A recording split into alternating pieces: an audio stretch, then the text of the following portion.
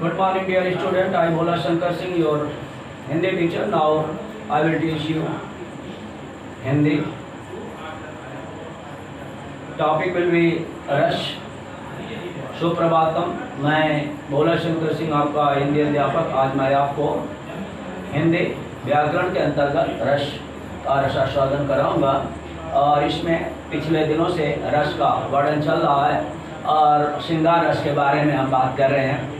तो रस की परिभाषा आप जानते होंगे, रसते आस्वादते इसी रस, जिसका रसास्वादन किया जाता है, आनंद लिया जाता है, उसे रस कहते हैं। तो रसों में हमने मुख्य रूप से 9 रस, तो उसमें से सबसे श्रेष्ठ रस श्रृंगार रस का हम वर्णन कर रहे हैं, जहाँ पर रति नामक अस्थायी भाव, विभावन भाव और संचारी भाव के संयोग से जिस रस की उत्पत्ति होती है वहाँ उसे हम श्रृंगार रस कहते हैं। श्रृंगार रस 2 प्रकार का होता है, उसके 2 पहलू होते हैं, एक संयोग श्रृंगार और एक वियोग श्रृंगार, जिसको विप्लव श्रृंगार भी कहते हैं। हम संयोग श्रृंगार में जहाँ नायक और नायिका आमने सामने होते हैं, उनका मिलन होता है। नायक और नायिका के मिलन से जो प्रेम पुष्ट होकर के रति नामक अस्थायी भाव के द्वारा जिस रस को, जिस ज्योताचरम को प्राप्त करता है, उसे हम कहते हैं संयोग श्रृंगार।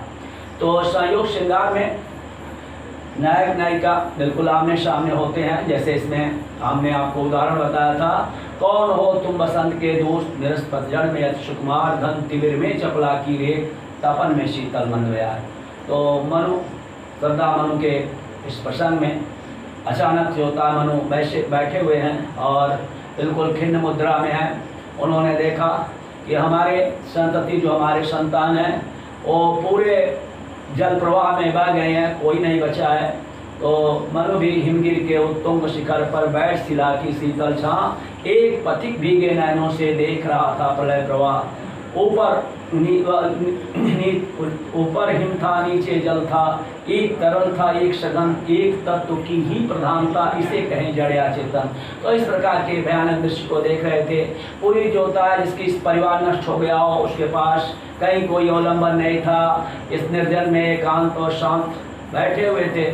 उसी समय श्रद्धा वहाँ पहुँचती है और देखा कुछ बलिकान, उसने देखा कि यहाँ पर कुछ बलिकान है और उधर ही बढ़ चली।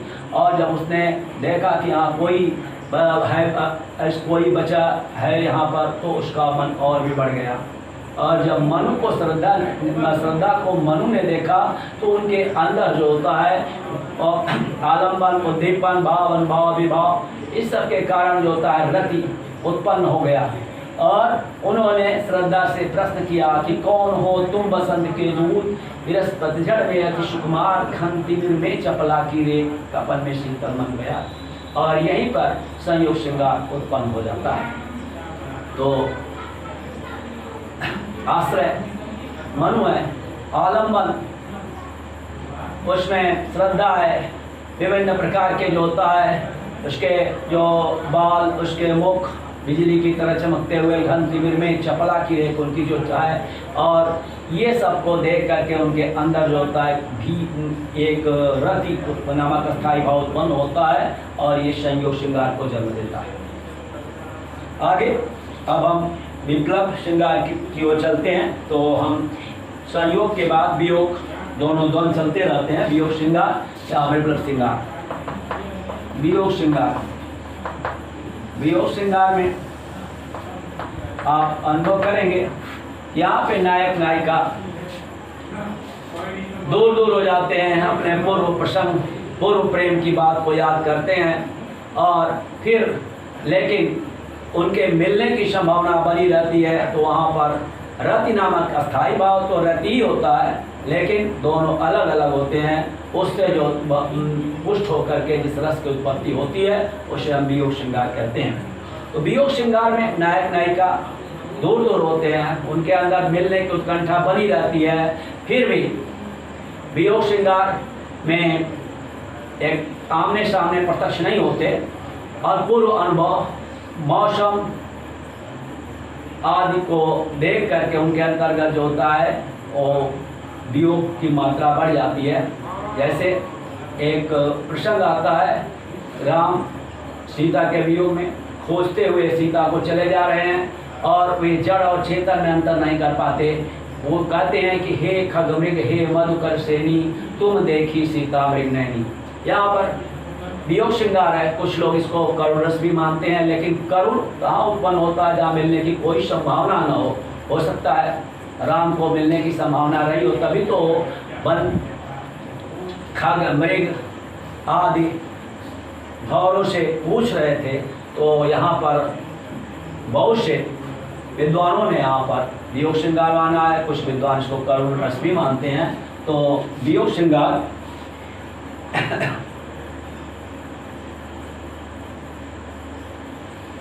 जब नायक नायिका के मिलन में अवरोध उत्पन्न हो जाता है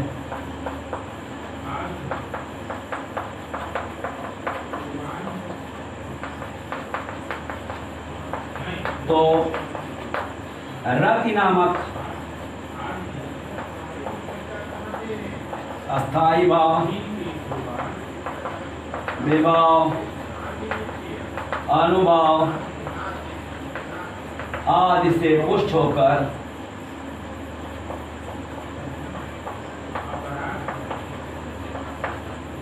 वियोग श्रृंगार उत्पन्न होता है।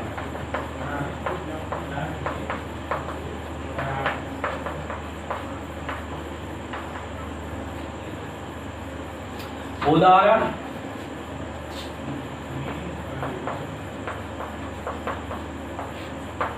हे खगमृग हे मधुकर सेनी तुम देखी सीता मृग नैनी।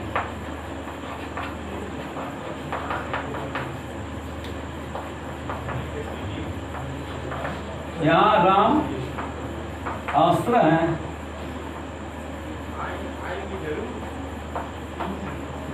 सीता आलम्बन है।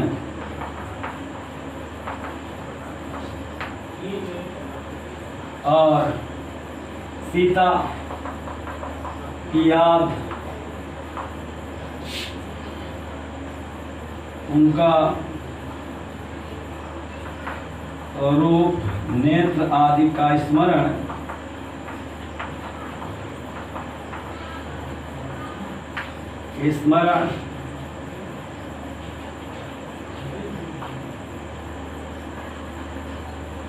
विभाव तथा विलाप आदि अनुभव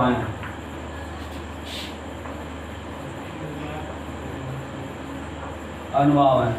इससे मिलते जुलते और उदाहरण है। तो बिरहा ही से नित जारत हैं, सुबह प्राण सुजान बोली गई, सुधि दे न कही सुधि ले न कही, पर हाय नहीं सुधि नहीं। ये वियोग श्रृंगार का उदाहरण है। बिरहा ही ते नित जारत हैं, सुधि प्राण सुजाने भूली गई, असुधि दे न कही सुधि ले न कही, पर हाय नहीं सुधि नहीं गई। तो इस उदाहरण में नायिका आश्रय है, नायक आलंबन है, संयोग का स्मरण उद्दीपन है और कथन अनुभाव के अंतर्गत आता है। तो पुलक स्मृति कंप आदि संचारी भाव है। इस प्रकार वियोग श्रृंगार की जो होता है पुष्टि होती है। तो ये रहा वियोग श्रृंगार का उदाहरण। और हम आगे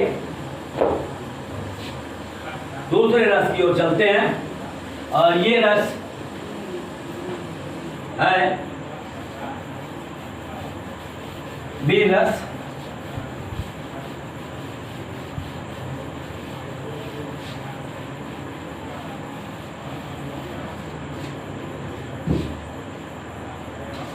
दूसरा है वीर रस। वीर रस तो उत्साह नामक अस्थाई भाव, विभाव, अनुभाव और संचारी भाव के संयोग से जिस रस की उत्पत्ति होती है वहाँ वीर, उसे वीर रस कहते हैं। उत्साह नामक अस्थाई भाव,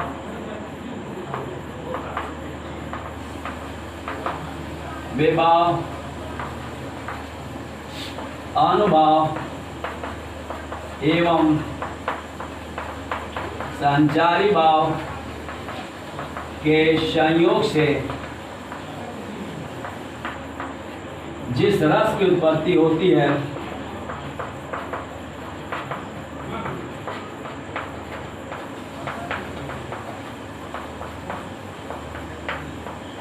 उसे वीर रस कहते हैं।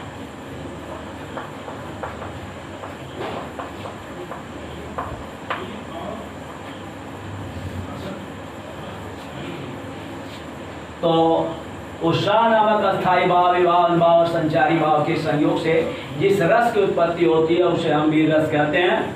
यह उत्साह वीर रस का अस्थाई भाव है। तो उदाहरण हम देखते हैं। वीर रस मुख्यतः 4 प्रकार का होता है।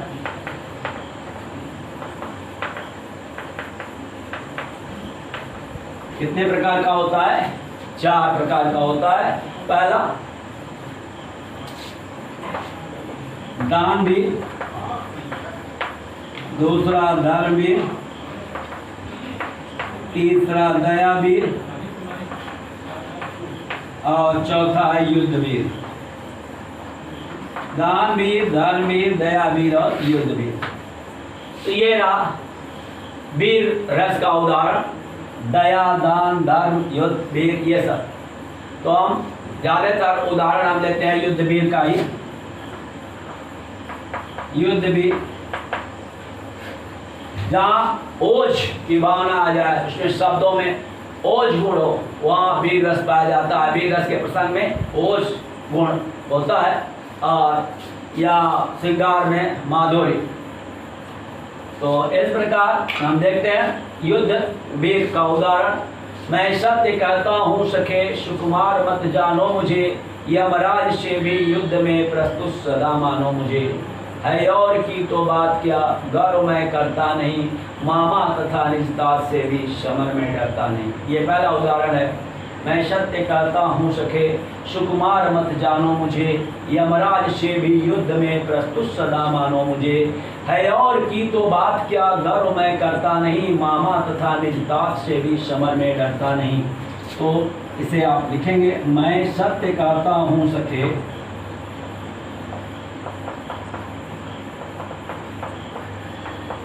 सुकुमार मत जानो मुझे,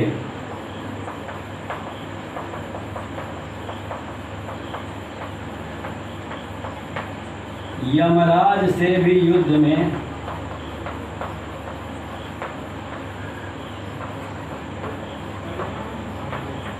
प्रस्तुत सदा मानो मुझे।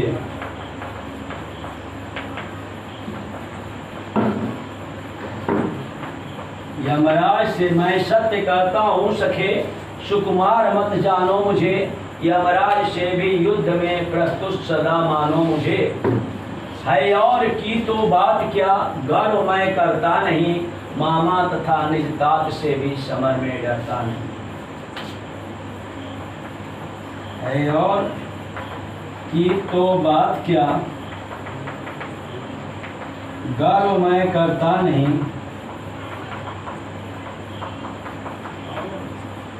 मामा तथा निजतात से भी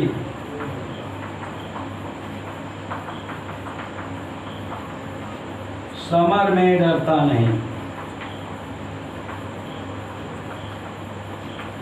यह प्रसंग उस समय का है जबकि अभिमन्यु चक्रव्यूह को तोड़ने के लिए आगे बढ़ा तो उसका सारथी अशोक उसको मना करता है कि तुम अभी सुकुमार हो, इतने बड़े महारथी पूर्व द्रोणाचार्य हैं, जयद्रथ है और ये कृपाचार्य हैं, अश्वस्थामा है और शैल्य हैं। इतने बड़े बड़े महारथियों से आप कैसे युद्ध कर सकेंगे? अभी आपकी उम्र भी छोटी है, इसमें आप ना जाएं तो अच्छा है। लेकिन ये गौरवोक्ति अभिमन्यु की है जो मात्र उस समय 16 साल का था।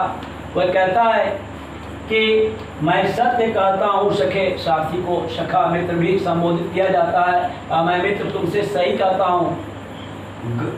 सुकुमार मत जानो मुझे कम उम्र का बच्चा मत समझो। यमराज से भी युद्ध में प्रस्तुत सदा मानो मुझे। अगर यमराज भी ललकारे तो मैं युद्ध में उनसे भागने वाला नहीं हूँ। और है और की तो बात क्या गर्व मैं करता नहीं। दूसरे की बात क्या है, मैं घमंड नहीं करता। मामा तथा निजतात से भी समर में डरता नहीं। मेरे दृष्टि में इस पृथ्वी पर दो ही वीर हैं। अगर मामा कृष्ण और तात अर्जुन अगर वो भी हमें युद्ध के लिए ललकारें तो मैं उनसे भी भागने वाला नहीं हूँ। तो ये कथन है अभिमन्यु का। तो इसमें आश्रय जिसके अंदर वो वीर रस उत्पन्न होता है तो आश्रय कौन है? अभिमन्यु है। और आलंबन युद्ध चक्रव्यूह और उद्दीपन वहाँ जो ललकार शत्रुओं की जो वहाँ पे संग भेरी युद्ध के नगाड़े बज रहे हैं वह उसकी जो होता है कि उद्दीपन हो रहा है। और अनुभव उसके अंदर जो होता है गौरव की वचन, क्रोध से वोट को बीचना और अपने रोमांस, ये सारी चीज़ें रोमांच उसके अंदर जो होता है कि रोमांच हो जाना, रोकते खड़े हो जाना, ये सब अनुभव है। इससे पुष्ट होकर के जिस रस की उत्पत्ति होती है उसे हम वीर रस कहते हैं। एक उदाहरण हम ले लेते हैं दानवीर का जो बहुत आता है। जो संपत्ति शिव राम नहीं दीन दिए दशमात अशोई संपदा विभीषण नहीं सकुच दीन रघुनाथ। तो ये दानवीर का उदाहरण है। तुलसीदास जी ने लिखा है कि जो संपत्ति शिव राम नहीं दीन दिए दशमात का 10 सिर को अर्पित करने के बाद भगवान शिव ने जो संपदा रावण को दी थी, बड़े कठिनता से रावण ने जिस संपत्ति को पाया था और वही संपदा राम ने विभीषण को संकोच करते हुए दिया कि मैं इसको क्या दे रहा हूँ, अर्थात बड़ी तुच्छ चीज दे रहा हूँ। तो ये दानवीर का उदाहरण है। एक बार आप लोग फिर से सुन लीजिए। जो संपत्ति शिव राम नहीं, ये दोहा है, जो संपत्ति शिव राम नहीं दीन दिए दशमात अश्वई संपदा विभीषण नहीं सकुच दीन रघुनाथ। तो ये रहा आपका दानवीर का उदाहरण। तो आप इसे वीर रस के अंतर्गत ही रखेंगे। तो यहाँ पे आश्रय जिसके अंतर्गत उत्पन्न होता राम है और आलम्बन और विभीषण है और जो शंकर जी की संपत्ति इत्यादि है वो सब जो होता है ये देना अनुभव है और सकोच इत्यादि जो हो रहा है ये सब जो होता है अनुभव के अंतर्गत आ सकता है। तो इस प्रकार से ये वीर रस आपका समाप्त होता है। तो वीर रस के बाद हम आगे बढ़ते हैं तीसरे रस की ओर और तीसरा रस देखते हैं कौन है? हास्य रस। हास्य रस ये आप जानते हैं, हास्य रस हंसी आती है किसी बात को सुनकर, किसी दृश्य को देख करके और उसके कारण जो रस की आनंद की अनुभूति होती है उसे हम कहते हैं हास्य रस। तो इसका हम परिभाषा लिख लेते हैं। हास नामक अस्थाई भाव, विभाव, अनुभाव एवं संचारी भाव के संयोग से जिस रस की उत्पत्ति होती है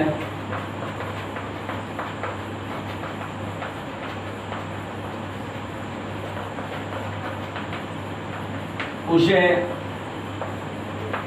हास्य रस कहते हैं। हास्य रस कहते हैं। इसमें किसी व्यक्ति को देखकर, नाटक देख रहे हैं तो किसी व्यक्ति को देखकर, उसके विकृतांग वेशभूषा को देखकर या किसी बात को सुनकर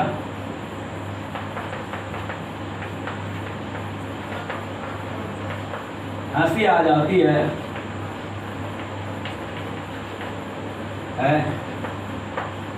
जैसे उदाहरण ले लेते हैं। जहीं दिसी बैठे नारद फूली, यहाँ छोटा स रहेगा, बड़ा स नहीं रहेगा, क्योंकि अवधी भाषा में लिखा गया है वहाँ बड़ा स नहीं होता है। यही दिसी बैठे नारद फूली, सो दिसी तेई न बिलोकी भूली, सो दिसी तेई न बिलोकी भूली, पुनि पुनि मुनि, पुनि पुनि मुनि उके सही कुलाही,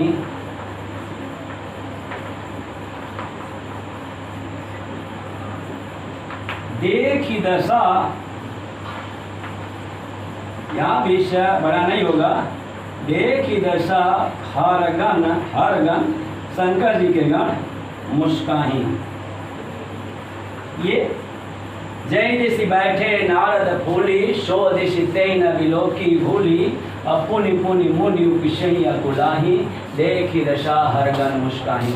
तो ये इसका एक उदाहरण है। अब आप इसका समझेंगे कि ये प्रश्न क्या है। नारद ने एक बार कामदेव को जीत लिया और उनके अंतर्गत अहंकार उत्पन्न हो गया। वह गए भगवान शिव के पास और बहुत प्रकार से वर्णन किया कि मैंने तो आप जिसे बड़ी कठिनता से जीत नहीं पाए और वो जला करके राख कर दिया, उसने तो मुझसे पैर पकड़ करके मुझसे क्षमा मांग लिया, मैंने कामदेव को जीत लिया। तो भगवान शिव ने उनकी बात तो सुनी, अहंकार शिव बुद्धिमान। तो ऐसे भगवान शिव ने कहा कि भाई देखिए, जैसे आपने मुझसे कहा वैसे जाकर के रमापति भगवान विष्णु से मत कहिएगा, अगर प्रसंग भी चले तो उसे छिपा दीजिएगा। लेकिन नारद इतने बड़े पराक्रमी थे, इतना बड़ा पराक्रम किए, मनोज कामदेव को जीते, तो पराक्रम जरूर कहना चाहते थे जाकर के भगवान विष्णु के पास। और वे शंकर जी की बात उन्हें अच्छी नहीं लगी और वो जा करके विष्णु जी से भी, भगवान विष्णु से भी अपना पराक्रम वर्णन किए कि मैंने तो कामदेव को जीत लिया। तो भगवान विष्णु ने देखा कि इनके अंदर तो गर्व उत्पन्न हो गया, घमंड अहंकार उत्पन्न हो गया। उन्होंने कहा, अरे मुनि, आपने तो बहुत थोड़ा सा कार्य किया, आपकी कृपा से मद मोह आश्चर्य अहंकार सारे चीज मिट सकते हैं, आप तो महान हैं। इसलिए मनोज कामदेव को जीतने की कोई बड़ी बात नहीं है। लेकिन भगवान समझ गए कि जिसके अंदर अहंकार उत्पन्न हो गया तो निश्चित रूप से वो पतन का कारण हो गया। और भगवान ने उसको उखाड़ फेंकने की बात सोची और तुरंत नारद के गर्व को दूर करने की बात सोची। उनके अंतर्गत जो मोह अहंकार उत्पन्न हो गया उसका जड़ समाप्त करना चाहते थे। उन्होंने एक नगर में अपने योग माया से एक जंगल को बड़ा सा नगर बना दिया और वहाँ की राजकुमारी जो होता है कि बिल्कुल लक्ष्मी ऐसे थी, और उसने वहाँ एक स्वयंवर का आयोजन किया। नारद मुनि भी वहाँ पहुँच गए और उन्होंने उसका हाथ देखा, कहा ये तो बड़े अमर सो हुई। तो उन्होंने सोचा कि लड़की बहुत अच्छी है और मैं क्यों नहीं इससे शादी कर लूँ। अब उनके अंतर्गत जो था काम उत्पन्न हो गया।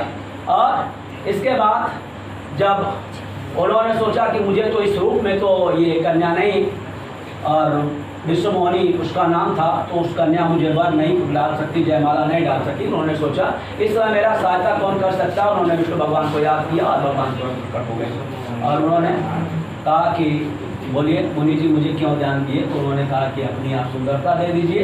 तो भगवान ने उनको अपना पूरा सारा शरीर को विष्णु का बना दिया, लेकिन वो उनका बंदर का बना दिया। और नारद जी जिस दिशा में खोल करके बैठे थे उस दिशा में वह विश्व सुंदर जो विश्व मोहिनी थी उसने देखा। नारद ने सोचा मुझे देखी नहीं, इसलिए शायद इधर नहीं देख रही है, क्योंकि मुझसे सुंदर अब कौन हो सकता है। तो बार बार मुनि जो होता है अपना उकस रहे हैं, व्याकुल हो रहे हैं, अपने को आगे करके दिखाना चाहते हैं। और उनकी दशा को देख करके जो शंकर जी के शिव के गण थे जो बड़े ही जो होता हंसी लेने वाले थे और वो जो होता है मुस्कुरा रहे थे। तो यहाँ पे हास्य हंसे। एक दूसरा इसका एक उदाहरण है कि विंध्य के वासी उदासी तपोव्रत धारी महाविनु नारी दुखारे, गौतम तीय तरी तुलसी सो कथा सुनिभे मुनि वृंद सुखारे। वही शिला सब चंद्रमुखी पर से पद मंजुल कंज तिहारे, अकीनी भरी रघुनायक जो करुणा करके कानन पधारे। तो इसका व्याख्या हम आपको बता दे रहे हैं। भगवान जब वन पथ पे चल रहे थे तो विंध्याचल के रहने वाले जो उदासी सन्यासी थे बड़े खुश हो गए, क्योंकि उन लोगों ने सुन रखा था कि भगवान के पैर के स्पर्श से जो होता है पत्थर भी जो होता है स्त्री बन जाती है, वही है शिला सब चंद्रमुखी का। हमारे लिए तो बड़े भाग्य की बात है, बहुत दिन से हम लोग उदास हैं, हम लोगों की पत्नी नहीं है तो परेशान थे। कहा कि वही है शिला सब चंद्रमुखी पर से पद मंजुल कंदित आए। कहा कि आपके चरणों के स्पर्श से सारी जो पत्थर की चट्टानें हैं सब जो होता है कि सुंदर जो होता है स्त्रियाँ बन जाएंगी, तो हम लोगों का जो होता है कि जो दुख दरिद्र है वो सब समाप्त हो जाएगा। और इसलिए कीनी भली रघुनायक जो करुणा करके कानून बन जाने वा। कहा बहुत अच्छा रघुनाथ ने कार्य किया भगवान ने कि जो दया करके जो होता है जंगल में पैर रखे, तो इसमें हास्य रस है। तो इस प्रकार से ये तीसरा रस भी समाप्त होता है और आज का पाठ यहीं पर और शेष।